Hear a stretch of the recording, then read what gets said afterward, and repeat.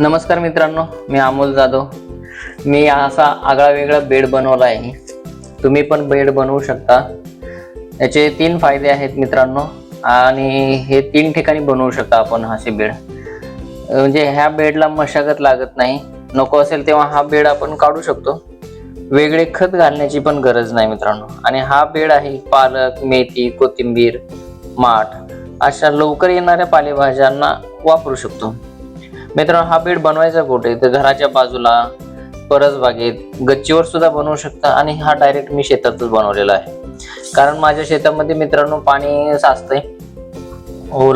जमीन 3 महिने पावसाळ्यात पाणी असते, त्याच्यानंतर मग गवत वगैरे खूप उगवून येते। त्याच्यामुळे मला असा बेड बनवावा लागला। आणि हे बेड बनवण्यासाठी मित्रांनो खाली मी सिमेंटचा जुना पत्रा होता माझ्याकडे, चा वापर करून मी बेड बनवला मित्रांनो।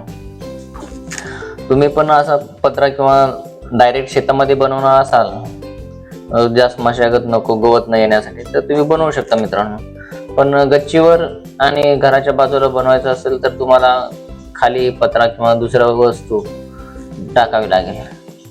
आणि मित्रांनो, हे बेड बनवण्यासाठी मी खाली पत्रा टाकला, त्याच्या बाजूला लाकडं उभा केलेले आहेत। आणि जे बारदान असते, आमच्याकडे बारदान याला म्हणतात, तर दुसरे तुमच्याकडे काय म्हणतात कमेंट मध्ये नक्की सांगा।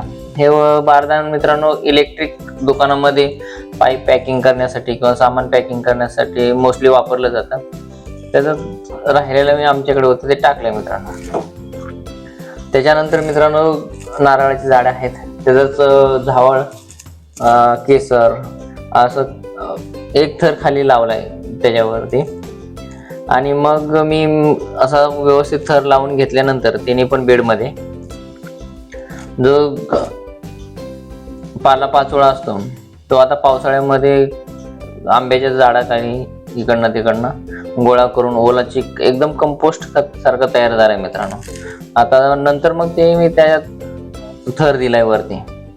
आणि शेवटचा थर म्हणजे माती, कंपोस्ट खत आणि रेती, ह्या 3 गोष्टी मी मिक्स केल्या आणि त्याच्यावरती शेवटचा थर हा पसरून दिला व्यवस्थित। अशा प्रकारे एकदम सुंदर मी बेड बनवलेला आहे। हे बेड बनवण्याचं एकच माझं कारण, महत्वाचं कारण म्हणजे ह्याला नंतर 2-3 वर्ष मशागत लागत नाही। अशा प्रकारचे मी बेड डायरेक्ट पण माझ्या शेतात अगोदर बनवले आहेत, त्याचे व्हिडिओ पण मी अपलोड केलेले आहेत। पण हा वेगळा खाली पत्रा वापरून हा बेड मी पहिल्यांदाच बनवला आहे। आणि हा सक्सेस होणार आहे मित्रांनो।